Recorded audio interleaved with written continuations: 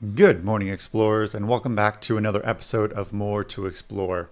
Today we're featuring the Masai Mara cams as we are getting into the peak season of the Great Migration. We're looking at live video of the fig tree cam in Kenya. We see some hippos here in the pool as we get to the, sunset time. And later on, we'll get the latest of all the nesting activity with this week's Egg Watch. And we have a ton of other live events coming up, so stick around for that. My name is Brian Bird, and joining me once again is Explore.org's resident naturalist, Mike Fitz. Mike, good morning. Hey, Brian, and good day to everybody, no matter where you happen to be watching us from around the world. If you're new to Explore.org, welcome to the community, and of course, welcome back to all of our longtime viewers. We have about 200 live cameras all over the world, so there's always something to see. And if you are enjoying a particular cam over the past week or so, let us know in the comments. Or if you have a question for us during the program, Brian and I will be looking for those. Mike, I genuinely do not know how people are keeping up right now because there's so much happening. So it's just like even just a few clips from even just the past week, like peak time at Brooks Falls with all the bears. We've got cubs playing. We even have black bears nursing. We've even got these just tiny elephants just playing around. It's absolutely adorable. We had the gorillas out for the Grace gorillas. And even the walrus cam. I saw this little guy with this little baby tusks. It's super cute. And if you haven't been watching the beluga boat cam, we've just been having some amazing footage. The water clarity is absolutely clear. It's pretty great. But I want to know, Mike, how have you been doing keeping up with everything? Not well. If I'm being honest, yeah. I won't say I'm like in a perpetual state of ignorance. I don't think that's the right way to describe it. It's more like I can't keep up. It's hard enough with just the brown bears, which I try to focus on. There's just it's really difficult. So I don't know how you're coping, Brian, but yeah, I'm in this. I feel like I'm always like a few steps behind the activity on the cameras. No, it's definitely that with the help of all of our audience taking snapshots. That's definitely a way to help pull all these clips because there's absolutely no way. So definitely interested to see what everybody else is watching because there is so much to watch on Explore. That's right. Yeah, and one of the things that I have been gravitating back to every once in a while happens to be these cameras on the Mara River.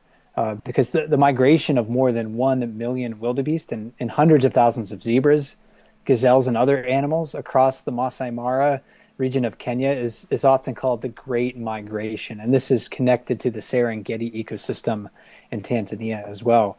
And the migration season for those large herbivores in the Mara region is approaching its peak. And the scene on the Mara River can be one of like serene calm. It's sort of like calm right now. I'm sure for the hippos, they're all jostling in the water and doing their thing. There's some relaxing, but from my perspective right now, okay, things are fairly settled. But there are times where it's just like a frenzy. And it's just nuts with animals. This is also a place that's becoming increasingly popular with human visitors looking to experience it in person. Explore.org's webcams at the Mara River give us special insights into the risks that wildlife take to survive, the rewards they experience when they are successful, and even a perspective on how we can make the trip there safe and ethical. And to talk about it, we invited Simon Terry, a field and conservation lead with our webcam partner, Africam, to join us. And a quick note about my interview with Simon, we included a couple of clips of crocodile attacks in there. They're pretty brief, nothing super gory. If you want, though, the full unedited, uncensored experience of these wildlife crossings, do watch the Mara River cams live 24/7 with us. But with that being said, let's get to my conversation with Simon. Simon, thanks so much for talking with me once again. Good to speak with you. Hi, Mike. Thanks for having me again. It's always good to be back on the show. Hello to all the viewers at home. I'm excited for this discussion. So could you please refresh our memories about the Mara region? Where is the Masai Mara? What goes on there?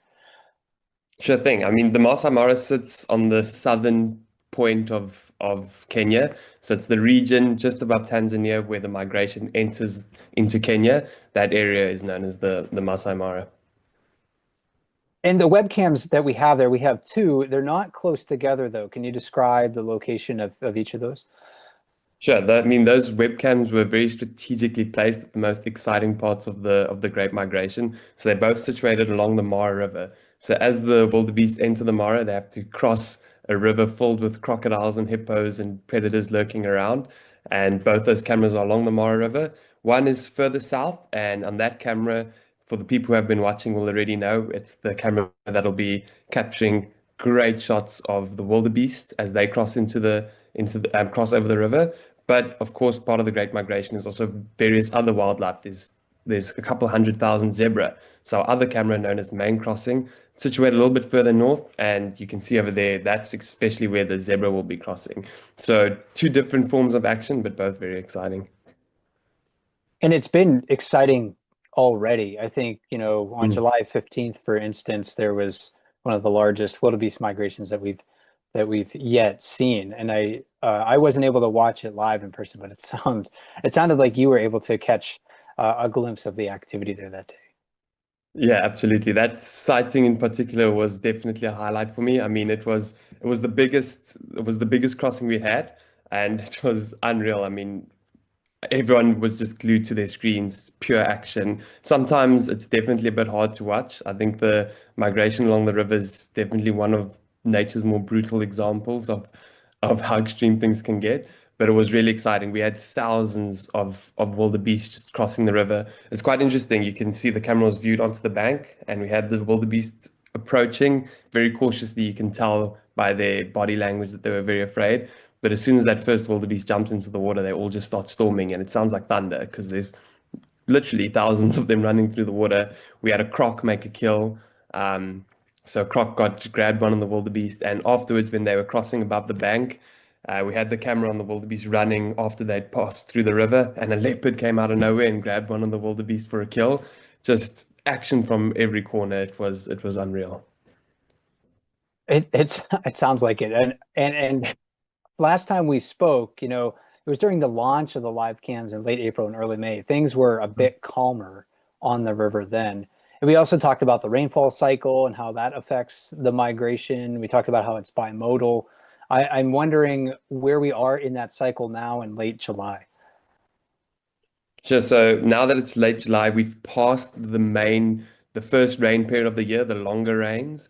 So that rain brought on a lot of nutrients, a lot of growth of grass, and it has now ended. So we're in a bit more of a dry period, but the grass is blooming, and that's exactly what the wildebeest are after. So we're in the period now where there's all the wildebeest are entering the park to sustain themselves, and the whole reason why they taking part in this migration. I mean, it's literally the reason they cross into the reserve is because the grass is quite literally green on the other side. So that's the reason that all the wildebeest are coming there, and we are now in that period of the year where all the action is happening. There is another, as you mentioned, the rainfall is binomial, so there is more rainfall at the end of the year that will be coming, and that will spout out some more nutrient. But we are now in the middle, following the heaviest rainfall. Correct me if I'm wrong, but I think the peak of the wildebeest migration is like approaching at this time of the year. Is that correct? And if the efforts that the zebras have made, during the river crossings look frenzied, it seems like it might be even more so just based on what we saw on July 15th. It'll be more frenzied with larger herds of wildebeest. Yeah, that's 100% correct. So the migration period in this part of the country is between July, and it's from July, and it can run all the way through to October. So we are now, they always say middle of July, that's when the action starts happening. So we are right in the middle of the action, and the cameras prove that. I mean, we set them up a couple months ago, and of course we had to do that a little bit ahead of time because I wouldn't have been able to get out there with the camera this time of the year. But yeah, so now this is what we did it for, and we can see that all the action is coming now. The herds are entering the park, and it's very exciting. Yeah. And I've been able to watch some of the crossings like with zebras, and I've even seen like a crocodile kill a couple of zebras in the river. Mm. And it is, yeah, it's brutal. It's difficult to watch. The crocodiles are making a living, of course, in the only way that they know how and Mm. can. And I knew that crocodiles were present in the area, but until I saw like a herd of zebras crossing the river, I had no idea how many crocodiles live there. Is there any estimate on how many crocodiles live near the webcams, or is it simply most accurate to say that there's just dozens to hundreds? I mean, it's definitely one of the rivers with the most crocodiles, most Nile crocodiles in the world. Specifically, we know these crocodiles can go for extremely extended amounts of time without a meal. So they're all waiting for this migration as well. It sustains so many parts of the ecosystem, and the crocodiles are one of them. So they know exactly that the migration is happening now and that there'll be tons of mammals crossing through the river, and they're ready for it. So there's estimates of thousands of crocodiles throughout the Mara River, and these crossing points, of course, have the highest concentrations, especially now. So it's some of the highest concentrations of crocodiles that you'll find in the world. I don't think there's any exact science to it, but it's definitely in the hundreds at each point. I mean, as you said, it surprised me too. I knew there's a lot of crocodiles there. I've seen them for myself, but when the migration happens and one of those crocodiles are able to make a kill, it just comes to life, and you just see hundreds of them approaching that one kill. When you pan the camera to the side, you can just see groups of 10, 12 crocodiles all coming upriver slowly, coming, smelling the blood and coming in for their kill. And it's shocked me. I mean, we've tried to count the crocodiles around a kill a few times, but it's impossible. There's so many. It seems like they come out of nowhere, and for that's what a Mhm. crocodile wants, right? They don't want to be seen until it's too late. So yeah, when you see the crossings, I don't know if this is your experience either, but like wildebeest or zebras coming across the river, it's just like the crocodiles just appear. Like all of a sudden, they're just there. There's always like a few there, but then once there's a large herd of animals coming across the river, there's dozens of them all of a sudden. It must be almost terrifying, I would imagine, for wildebeest or zebra. Absolutely. I mean, those crocodiles are so stealthy, and I think, like you said, that's why they're so dangerous. And I mean, you can tell that the wildebeest and the zebra are aware of this. As soon as they approach that bank, getting ready to cross the river, they're very skeptical. They're very worried. A lot of hesitation. I mean, you can maybe see a crocodile on the bank, but no, I think no one knows how many are lurking beneath the surface. And as soon as one gets caught, they just come up, like you said, out of nowhere. It's definitely one of their biggest advantages, and I'm sure they're hiding away, waiting for the water to start ruffling so that they can go in for the kill. The river crossing, of course, is dangerous for many animals. Mm. We talked about wildebeest and zebras. We know that there's lions in the area. We know that there's leopards in the area that also will target the herbivores that are on their migration. It's this amazing experience because not only of the concentration of herbivores, but the number of predators too. You talked a little bit about it earlier, but if you're a wildebeest, why risk this? What could a wildebeest gain by moving to the other side of the river? Yeah, I did touch on that earlier. Yeah, their lives quite literally depend on it. And yeah, I used the phrase earlier that the grass is literally greener on the other side. And I think that's an awesome way to describe it because they follow the rainfall. So the migration it's an extremely long route. It's hundreds of kilometers that they follow all the way around the Serengeti and up into the Mara. And the whole way, it's a circular migration that they follow because they follow the seasonal rains. So they're always chasing the greener pastures, and wherever the rain is, a couple months later, you'll have the migration following. And this is a popular area for people. It's been popularized in literature, on television. Um, it's really one of those, for people in the United States, one of those classic National Geographic scenes. Oh yeah. To see animals crossing a river, trying to avoid crocodiles and other predators. And then, in the United States here, my experience working in national parks is that, there's real and potential effects of tourism on wildlife. And that's a perpetual issue that rangers grapple with in the United States. The Mara region and the Mara Conservancy, as I understand it, is a very popular area for guided safaris, and it experiences perhaps similar issues that we find in crowded conditions in the United States, especially parks with a lot of wildlife. So what advice do you have for someone who wants to visit? Namely, how can someone make good choices when they're hiring a guide, and what set of behaviors and ethics would you look for if you were hiring a guide there? Yeah, absolutely, Mike. I mean, it is one of the unfortunate situations. It's such a fantastic event, and of course, we understand that that's something that a lot of people want to see. It's really beautiful, and that attracts a lot of people. And the unfortunate thing is, such large amounts of people create disruptions for wildlife. And I think what's important is to anyone who's traveling there. I think all of us should take pride in being a responsible traveler. We have to remember that the best sightings happen when the wildlife are given room to act naturally. If people are interfering with the sightings and with so much things going on, it causes problems, it affects the wildlife negatively, and it's going to ruin your sighting at the end of the day. We do all have a responsibility now with the immense amount of people traveling there to watch respectfully from a distance. I mean, I always tell people, if you're a photographer, invest in a long lens before going to the Mara so that you don't have to get too close to the wildlife. But I think the Conservancy has a very clear outline of the rules that everyone is expected to follow, the rules of the Mara. And I think everyone should do their research ahead of time, look at those rules and understand that these things are in place to protect the wildlife and to ensure you have a safe experience. So there's speed limits, there's rules you can't get out of your vehicle, you should know not to disturb wildlife or make noise, and many others that I think it's extremely important for people to remain respectful and to, yeah, just ensure that we can coexist peacefully with the wildlife and ensure that this beautiful event has the longevity to last for a very long time. And I would say too, yeah, when you're working with your guide, to give the guide, the ability to make good choices. If you're there and you're like, hey, can we get a little closer, that guide is going to feel pressure to push those boundaries, maybe break the rules. But if the guide has the expectation, knowing that, hey, you're going to have a great experience, sitting here at a distance watching through a long lens or binoculars, then that's better for them. That's better for the wildlife as well. 100%, Mike. Yeah, you got it absolutely right. I do think working closely with your ranger and with your guide and both being respectful together without pushing your guide, he'll make sure that you have a fantastic experience without running into any trouble. And I think that's maybe just good advice anywhere that you happen to go.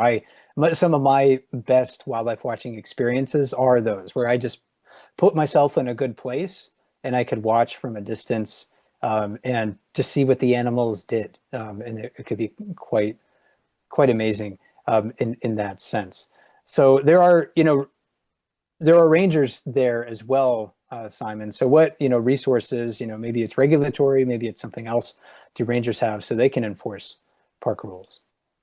Yeah, so there's an anti-harassment unit of rangers in the Mara who are in charge of protecting the environment and ensuring that people do not break the rules. You can view them kind of like the traffic cops of the Mara, and they have put in many measures to there's fines that people can get for breaking the rules. People can get banned from the park, and numerous steps that they have taken to just ensure that people stick to the rules. This is a big project that Africam and Explore together have been working on with these rangers as well. We've equipped them with camera equipment on top of their vehicles, so that allows them now to capture photos and footage of guests in the area, travelers potentially transgressing rules. So if something like that happens, they're able to, instead of intervening directly, they're able to capture an image from a distance and log that event, and then people can be held accountable with the evidence there to provide it. And I think it's one of those things that they've done just to get people into an environment where people understand that if they break the rules, there's going to be consequences, and create a community of people who are obeying the law. And yeah, there's many things they're doing. This is a modern issue, and modern technology has proven to be part of the solution as well. And we hope that the camera can continue to play a big role in assisting them with that. Yes, can you provide any more information on, like, the success of or the use of the cameras that rangers have been provided? So there's a mobile camera on top of some of their vehicles. It's not a public camera, but it's something that they're using to monitor Yeah. people in the reserve. And those were installed in partnership with Africam and Exploded.org. Do you have any additional information about how they've been used in the last few months? Of course. I mean, yeah, it's an important distinction. It's not a live camera. It's something that it's very similar to the cameras we set up throughout Africa as well and with explore.org. But the rangers have it on top of their vehicle and they have a tablet inside of the car that they can actually control this. So you can imagine when and what we've had is where a ranger would be parked a couple hundred meters away from a large group of tourists and their safari vehicles where they've stopped at an area and gotten out of the car to have a look around, maybe have a picnic in the bush in an area where it's not allowed and can be extremely dangerous. There's a lot of wildlife in the area, so it's important for rangers to intervene in that type of situation. And this camera has allowed them to zoom in from a distance. It's got a very powerful zoom and capture the number plates of each safari vehicle and have that photographic evidence of what's taking place, gather a full shot of that, have the evidence of who needs to be held accountable, the identification of them through the number plates. And yeah, then that's just having that shot as well is very useful footage for the Conservancy to use an example as what not to do, and just a powerful way of creating evidence of the things that are taking place in the reserve at the moment. And I mean, another very helpful part of that is that there's sometimes such an immense amount of people. We've heard stories of 30 vehicles surrounding a single wildlife sighting, and the rangers try and intervene to help the situation as much as possible, but you're not going to be able to necessarily hold everyone accountable. And the camera having that backup footage in the reserve can be extremely helpful when it comes to large amounts of groups as well. And I would imagine that people will learn too, hey, I see the rangers are over there in their vehicle. And people, within my experience too, people behave differently when there's a ranger present versus when there's a ranger absent. So that can help. Exactly. And now they know, they see that ranger, that vehicle approaching with the giant camera on top of the roof. They know what it's there for, and understand what the ranger's job is. And I definitely think it helps keep people in line. And just knowing that they're being watched and in general in the reserve is a good way of getting people to normalize good behavior. I think that's a really important point too, normalizing good behavior, making it easy to do the right thing. And some of that responsibility lies with the guides, of course. A lot of that responsibility lies with the clients as well, not pressuring guides into those situations. So yeah, it's a two-way street essentially. And I'm sure that I don't know the rangers at the reserve, Simon, but I'm sure they would rather probably would rather be doing things like talking about the wildlife with the people visiting the park than trying to, enforce regulations. 100%, yeah, they definitely would. And the beautiful thing is when people aren't transgressing and people are acting peacefully, that gives them the opportunity to act that way. And I've spent some time with them. There's some amazing people and very enthusiastic and loving of the nature in the area, and that's why they work so hard to protect it. So when people are following the rules, being respectful, keeping a distance, you can have fantastic interactions and speak about the wildlife as opposed to handing out fines, because that's not really the environment you want to be in that moment. And one more question I had on this topic, it's come up a couple of times that you've mentioned, like getting out of a vehicle. There's wildlife seems to react differently to people on foot versus a vehicle. And I wondered if you could elaborate on that just a little bit and help us maybe better understand the reactions that wildlife might have towards a big vehicle that they've never had. That's something that's new in their evolutionary history and it hasn't necessarily posed a threat, like a person, a bipedal organism walking on 2 feet. Yeah, exactly. I mean, the wildlife definitely views a vehicle as a single organism. It doesn't see it as this technological thing that humans are driving, and they don't see the 6 people sitting in the back of the vehicle. They see it as a single organism, and it's something that they've encountered in the park from a distance. If it doesn't interfere with them, they're not going to be concerned about it. A lion isn't going to try and attack a giant robot looking thing in the distance. And if they understand that the vehicle's just there keeping their distance, they'll probably continue to act normally in most situations without taking too much interest in the vehicle. Whereas seeing someone, a bipedal organism, as you mentioned, walking around, completely different story. It could potentially be seen as a threat or as prey. If animals have encountered poachers in the past, potentially on foot as well, they could create that association. It can be extremely dangerous. Many of these animals are predators. We have crocodiles and as you mentioned, lions and leopards who are on the reserve, and that is something that's extremely dangerous when you're on foot. The vehicle, as I mentioned, they don't see you in that way, so it creates a protective force around you that can maybe give you the wrong perception that you're in a safe space, which you are when you're in the vehicle. But as soon as you step outside, it's a completely different ball game, and I think you're exposing yourself to a lot of risk. And even if it's not just your own safety, you can potentially, that's a type of situation where you can harass or scare an animal that would be completely unnecessarily when you can get an amazing view from inside your vehicle. And there's no reason to be wanting to walk around inside of a wildlife reserve.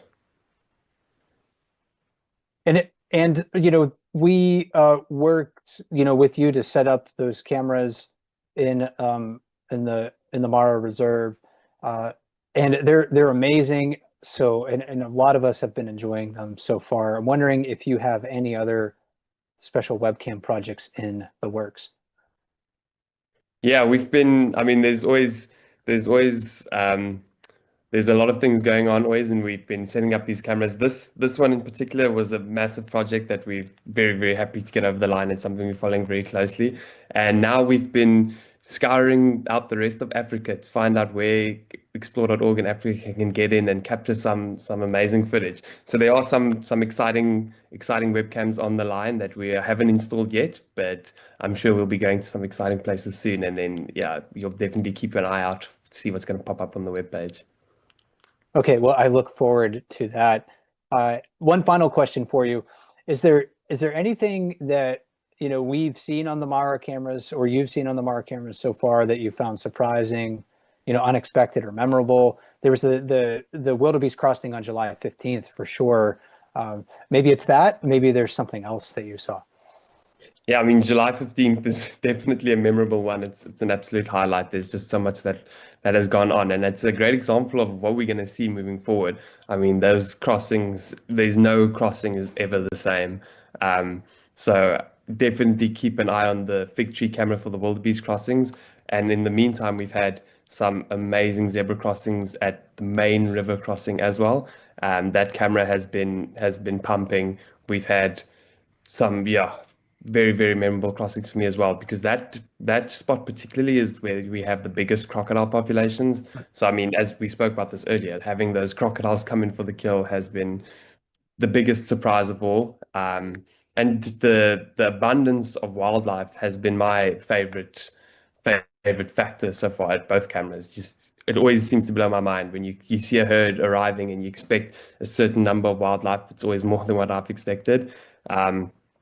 So, I mean, it's the greatest show on earth, as we've said before, with just amazing action, and to be able to witness that from our homes on a screen without interfering has just been an absolute blessing. So I love tuning into the camera, and even outside of the migrations in between, we've had a lot of exciting moments as well. We recently had a leopard walking along the bank of the river, and a hippo came out of nowhere and started chasing the leopard. And we know hippos can be quite cranky, and I think that was a perfect example of it. So, and that was caught at night on the IR, which is always a favorite of mine, because I mean, you get to see the most insane wildlife interactions that you'd never imagine. So that's one that definitely stood out as well. And beyond that, I mean, I feel like I can go on forever with this question, but we've had lions and elephants and giraffe and all these other wildlife in the area.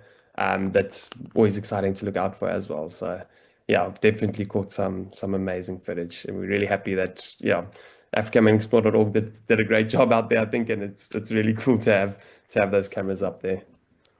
Well, I bet the next time I talk to you, there will be another set of like 10 exciting sightings that you I'm sure there would be. In a week's time, there's going to be a whole new list. Well, Simon, thanks so much for joining me today. It was good to talk with you. I learned a lot, and I'm looking forward to seeing what else we see on the Mara cams. Yeah, thanks so much for having me, Mike. I mean, as soon as this meeting's done, I'm gonna pull up the cam again and see what we're gonna capture next. Yeah, looking forward to chatting to you again. And thanks again to Simon Terry from Africam for joining us. We're looking now back at a replay of one of the wildebeest crossings that we've seen recently on the cams. And again, this camera is very much like a yin and yang thing. Like it's frenzied like this, or it can be very calm. So you have to be a bit patient. There's longer moments of calm than there are frenzies, but when you see something like this, it really does get your blood and adrenaline pumping. At least it does for me. And you know, if you watch the Mara river cams and there's a herd of zebra or wildebeest crossing the water, steel yourself for the high likelihood of a crocodile or other predator making a successful kill. It's not always easy to watch, even for me, even knowing and rationalizing that crocodiles are surviving in the only way they know how, and that zebra and wildebeest are aware of the risks. Right. So for me, I'm always marveling at the risks that these prey species and herbivores are taking and they're willing to take. I marvel at the cunning and skill of the predators. All at the same time, I find empathy for both predator and prey along the river. It's incredible to see. It's one of Earth's kind of great wildlife gathering sites. We're pleased to be able to share that with everybody around the world. Before we move on, though, we did have a couple of audience questions that came up about the scene here on the Mara River. And this clip is good because you see just like this big group of hippos on both sides of the wildebeest as they're moving across the river. And we had a question from Zara Mia 16, who is wondering, do hippos kill? And hippos can be I shouldn't say can, they are very territorial, and they can attack and injure and kill other animals that invade their space. So hippos need to be respected. They're herbivores, but they're quite quick. They're quite dangerous in a lot of situations. They're not carnivores necessarily, although they will sometimes scavenge on dead animals. And that's been observed before on the Africams and elsewhere. So yeah, hippos need to be respected. They are certainly big, strong, powerful animals. And then we had another question come in from Probert Knuckles. And I wonder if that's a reference to an old-time hockey player from the 90s who was just a big bruiser and a big fighter. Anyway, maybe it's coincidence, maybe it's not. But Probert Knuckles was wondering, do crocs mess with hippos? And I won't say they never mess with them. I'm sure there's times that they do, but they seem to co-occupy the same portions of the river and just kind of get along with one another. Maybe there's just sort of like a truce in between them. It seems like from what I've seen on the cameras, it seems like most of the time it's like the reverse. It's like hippos are the ones that are messing with crocodiles. So sometimes we think of elephants as being the bosses of the savannas, and I definitely think hippos are the bosses of the watering holes. So anyway, there's something to watch for, Probert. You're looking for those interactions, and you're wondering about that. We have this opportunity to gain like a lot of insight on how those two species that are dominant in the watering areas will interact with one another. So thanks for those questions. Thanks for everyone's comments so far in our chats today. The second half of my interview with Simon focused on tourism. And since I haven't been to the Mara, I won't attempt to express an uninformed opinion about what people and guides there should do. Yet the advice that Simon had for people visiting the Mara makes a lot of sense in other places. And I often think a lot about how my physical presence affects wildlife, whether that's in a park or a protected area or in my local forest. Predictability in human behavior is so important. And that seems to be the common denominator in any place where people and wildlife share the same space. Animals are smarter than we give them credit for, and they learn patterns very well. Simon talked about the importance of staying in a vehicle, for example. If that's the expectation and best practice where you might go to watch animals, then do that. If staying on trails and platforms is the best practice, so you're less likely to, for example, displace a bear from a fishing spot like at Brooks River in Alaska, then do that. If avoiding areas during certain times of day or seasons is best for wildlife, then do that. Best of all, plan ahead and prepare to minimize your impact on animals in the area that you're visiting. For me, that's perhaps the best way that I can ensure that I have a safe and enjoyable visit. And again, thanks to Africam for partnering with us to bring us these amazing scenes of wildlife in the Mara region. Check out our full suite of cameras in Africa, including the Africams and elsewhere at explore.org/Africa. And then go to africam.com to check out the rest of their work as well. Thanks, Mike. And it's been super exciting to watch the Mara cams, but as I mentioned, there's so much happening. And there's one category of cameras that I haven't mentioned yet, which are the birds, which of course have been having a lot of activity as well. So let's get to the full recap with this week's edition of Egg Watch. This is our July 27, 2026 edition of Egg Watch, where we check the bird nesting activity on our myriad cams on explore.org. And our list of our list of active bird nests, I should say, on our cams are shrinking because of the success of parent birds and the milestones reached by their chicks. And to talk about it, I'm joined once again by our resident bird naturalist, Holly Garrett. Holly, thanks for joining us. I know that you're busy this week, but the birds have been quite busy as well, and we have a lot of milestones to celebrate. Yes, we do.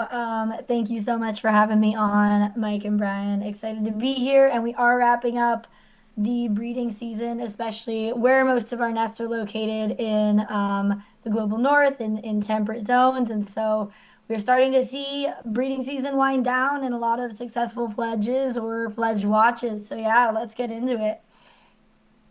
Well, let's check out we're looking at the European roller nest, and I know this has been a nest cam that you have been following closely. And about 12 to 8 days ago, we had the birds fledging out of that nest, and it happened in fairly quick succession for them. It did. And this one was a really cool one to watch. And actually, it happened a little bit earlier than even I was expecting because they can take 25 to 30 days to fledge. And then these birds fledged around 25 days old, so right on kind of the lower end of that. So we saw our first chick fledge on the afternoon of July 15th and was followed in the evening by the second chick fledging that same day. And then we had our third and fourth chicks fledge, which did hatch a few days later. So they fledged on July 19th, so around that same age. And it was pretty cool to watch because, I mean, I was kind of expecting maybe they might come out of the home, sit on the perch, and then go out, but they kind of just took right off, which was pretty cool to see. And with the European rollers, so unlike raptors, which will kind of hang around the nest and come back to the nest, usually once birds like this, especially cavity nesters, so similar to the titmice we watched earlier in the season, usually once they leave, they're out. And so they'll still remain in the area and they'll still probably be getting fed by the parents. And we can expect that for the next couple weeks. They'll still be very much hanging around, but they do kind of go reach independence a bit quicker. So, I mean, it might be worth seeing if anybody does come back, but I would say it's unlikely that we'll see these birds again for a while. Well, good luck to them. And yeah, this was a fun nest to watch over the past few months. And thanks to our partner, Ornis Italica, for providing this footage to everybody. Let's get back to North America for the time being, because we have a lot of activity still going on Seal Island National Wildlife Refuge with our Audubon Society Seabird Institute cameras there. The guillemots growing day by day, Holly. They still have a lot of fuzz on them, but they're starting to get some noticeable juvenile feathers. Yes, they are. And they're getting bigger every day. I was noticing that too. I was watching this one this morning. They're still quite fluffy, and it's pretty funny when they just plant their little fluffy butt in front of the camera. But they are still quite fluffy, but starting to get into more of that adult-like plumage, what we call juvenile plumage, so they're kind of their first plumage. But we are seeing for them, it usually takes around 39 to 40 days for them to fledge. So we can really be expecting fledge watch for them in the next 2 weeks. So I think the next 2 weeks are when we are really going to start to seeing dramatic changes with them, really starting to see them look more like black guillemots. And then around that August 9th, 10th day, they'll actually, when they fledge, they take their first journey out to the ocean, out to sea. So yeah, definitely be keeping an eye on the black guillemots in the next couple weeks, because I think they're going to be growing up pretty fast. Yeah, and speaking of birds that have grown up very fast in front of our eyes, we need to look no further than the puffin burrow on the same island. We're looking at the soon-to-fledge Tilly, as that puffling is named. So Willie and Millie have been doing a great job raising that bird nearly to fledge, and we should be watching this week, Holly, I think, for this bird to leave its burrow. Yeah, I would say for Tilly, we're on fledge watch any day now. Puffins can take around 38 to 44 days to fledge, so we are right within that window. So this week, if you're looking for a cam to watch, a bird cam to watch, I would say this is going to be the one that's likely to see little Tilly leaving. And I know Tilly's been a favorite for a lot of friends of mine. So definitely keep an eye on this one. And what is interesting too is you can tell that Tilly still has kind of that darker bill. So puffins usually don't get that brightly colored bill until they're adults and until they're breeding adults. So non-breeding adults will actually shed some of that keratin and have more of a darker bill in the non-breeding season. So what we're seeing for her too is actually a pretty typical young non-breeding bill. Just since it's kind of interesting to see like how puffins get that very, very colorful, very, very bright bill. So she'll stay like that for a little bit after she fledges too. And it's maybe if you're a night owl in North America, at least watch the external burrow view for the puffins, because we might get a glimpse. Like if you're watching both of those cameras simultaneously, the burrow cam and the one outside of the burrow, you might be able to pick up Tilly making those first hops to the ocean. Holly, I always wonder what that's like for a bird. Is it just like the hunger pulling them to the sea, or is it just feels right to them at that time of the day? But it must be an amazing experience. I always wonder that too, or if it just is that instinct, that feeling of being ready to go. I'm guessing hunger usually is a little bit a part of it because I always notice, and I was noticing this with Tilly's cam as well. The parents will kind of go from the chick when the chick is very young, directly feeding the chick, making sure the chick gets the fish, and to just kind of dropping the fish off. And I know Tilly had some great clips trying to watch her eat these giant like butterfish that she would just struggle with. And so the parents really do try to kind of push the chicks to be more independent as the chicks get older. So I'm guessing it has a little bit to do with both too, with just the parents being like, all right, if you want these fish, you got to come out and get them now. Thanks to our partner at the Audubon Seabird Institute for those cameras. Let's head to the Philippines. We're still checking in on Bayani there. Bayani, I think, is maybe fully grown, Holly, by this point in time. But yeah, I think it's hard for us just to get a sense of scale and how big Bayani is when we're looking at the enclosure here. But yeah, it's such a big, powerful bird. Such a powerful bird, and Philippine eagles really are just large, majestic birds. But yeah, my guess would be Bayani is probably about fully grown at this point. But yeah, I would say still check out this cam to watch Bayani moving around. I think just watching these eagles, even when they're just sitting there preening, or when they do the full fluff and they just kind of fluff out that crest, it's just so spectacular to see. So I feel like even watching the normal everyday going on about a Philippine eagle is still just so special. So yeah, and again, another cam to check out more at night, based on the time difference with the Philippines, but I just always so spectacular to watch these birds. Thanks to our partners there, the Raptor Resource Project and the Philippine Eagle Foundation. We can't give away too much right now, but Holly, I know that you're working on perhaps setting up a live event about these birds too. So that's something that we can look forward to hopefully in the near future. Heading back to North America, we're watching some burrowing owls at their nests, and they're getting, Holly, they are so close to fledging. It kind of looks like they can. At least they can run around just as well as the adults. I don't think we've seen any of them taking flight, and that might be kind of hard for us to tell when they first do so. But they are very, very close to fledging. They are so close. So this is going to be another one that definitely Fledge Watch is going. Like I would be watching this camera this week to see hopefully them taking their first flights. But it is tough with birds like burrowing owls because they do just tend to already hang out around the burrow, and they're already birds that just really have adapted with their long legs and their underground lifestyle. They really have adapted to more just running on the ground. So we tend to just really see a lot of them exploring, a lot of their exploratory activity just tends to be more on the ground.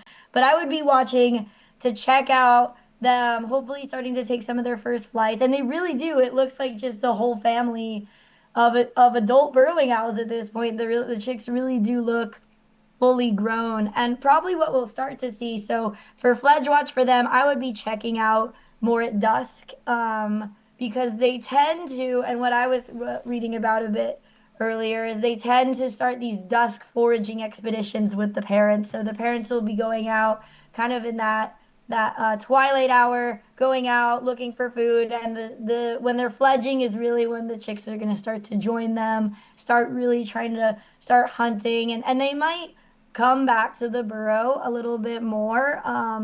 The migratory burrowing owls, they'll hang around the burrows a little bit, but then they will kind of eventually all take off. So this one could be interesting to watch for the next couple weeks, but I would say this week is the best time to watch this cam. And thanks to our partner there, the Owl Research Institute. We're going to stick with the Owl Research Institute for just one more nest, the Charlo osprey nest. Single chick in there, Holly, doing really well. Not quite ready to fledge, but probably pretty soon. Certainly by the middle of the month, perhaps. That's what I was thinking. And for this chick, the chick is definitely looking bigger now. You can see the chick. I think a few weeks ago the chick was still very much laying down, very much yeah, just looking much smaller. So the chick's been growing very quickly. I've been watching the chick stand up, starting to preen, really starting to look like an osprey. So I would say fledge watch for this guy is going to be probably around mid-August. And I know there have been some kind of interesting sightings with the chick showing a bit of attitude and even kind of attacking the parents when they come in to feed her. So definitely a fun one to still watch as this chick is going to be getting bigger and looking like a fully formed osprey pretty soon. And thanks again to our partner, the Owl Research Institute, for that, Cam. On the east coast of North America in the Chesapeake Bay, we have been watching a nest there. We're at an alternate view for that nest because the main nest cam got struck by lightning. The birds seemed to be okay for it, but we had to turn to a different camera to look at that nest. And congratulations to the chick in there, Holly, numbered C22. That bird fledged on July 25. Yes, congratulations to C22. So very exciting to see this bird take their first wing beats. But yeah, definitely. So sometimes with raptors, they will still hang around a little bit near the nest. So this one would be worth checking out to see C22 still hanging out, coming back. But yeah, congratulations to C22 and happy fishing.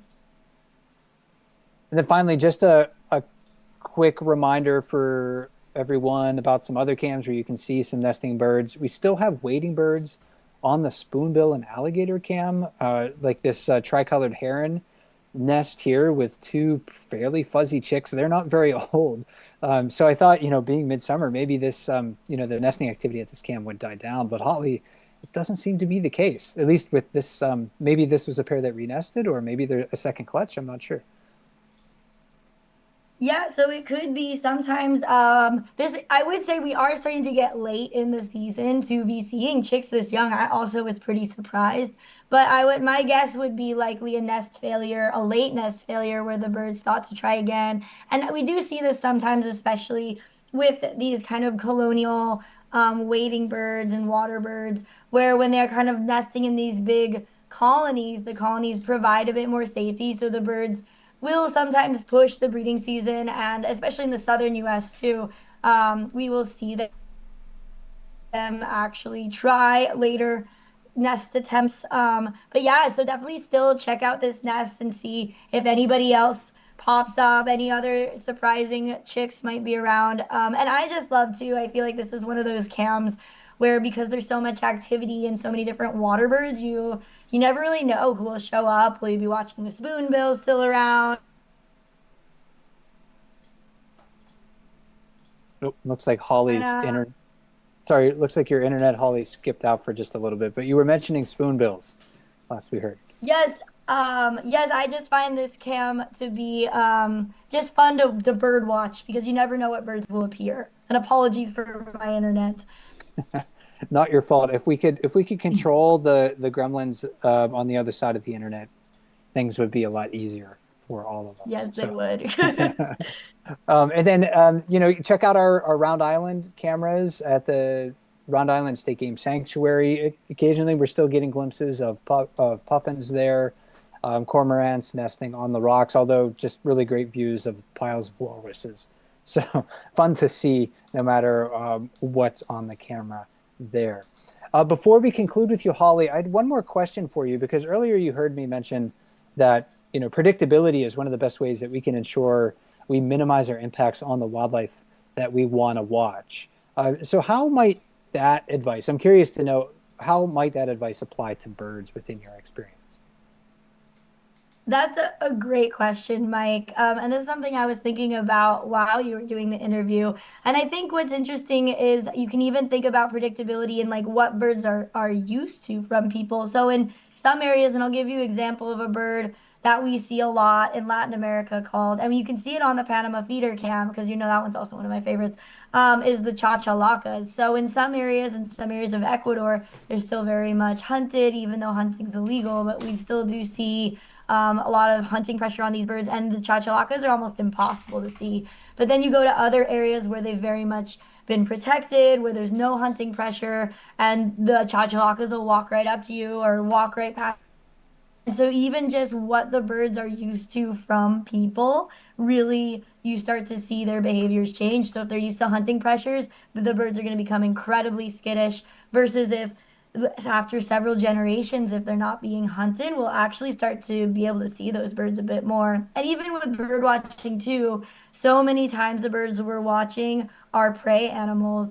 And so our own behaviors can very much influence how the birds act. So if we're being very loud, making a lot of movements, often we're going to scare a lot of the birds away. And even sometimes in the birding world, there's always a saying that good birders never wear white, because bright colors are also, I mean, birds see in the UV spectrum. So if you're wearing bright colors and birds are perceiving you as a predator, you're not going to get good looks at birds. And for some of these little songbirds that are very much moving around very quickly, you want to kind of be subtle. You want to kind of slow down your movements. And I know birding has a nice, it's nicely known as just being very intentional, to being like intentional time in nature. So even thinking about that, like wearing more muted clothing, being quiet, thinking of your own movements, and then if you're kind of conscious of your own self, you'll notice that you'll probably be able to see a lot of these birds a lot easier. I think things like that, just things of thinking about how we're in nature, what we're doing, whether the birds we want to see, how are our own behaviors affecting the behaviors of the birds as well. Because I mean, I always think about, I'm an avid bird watcher, but birds are watching us too, right? So That's really good advice and a good point. Like they're paying attention to us about as much as we're paying attention to them, maybe more so, because Holly, the thing about people is that, I don't know, people always say like, oh, wildlife, they behave unpredictably. And it's like, no, they don't. It's people that behave unpredictably. Like a bird doesn't know if you're there often. They don't know if you're there to shoot it or if you're there just to look at it. And so that animals have such imperfect information. It's really hard for them to make a good decision. And often they just err on the side of caution.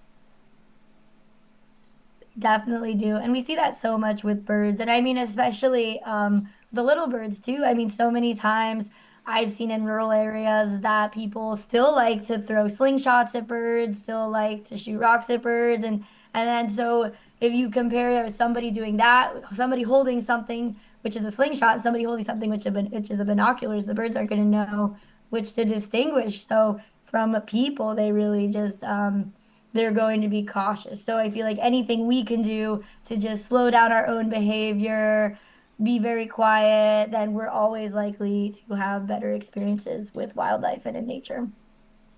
Well, thanks for your input on that. I was curious to know your thoughts, and thanks for your updates with our Egg Watch segment, Holly.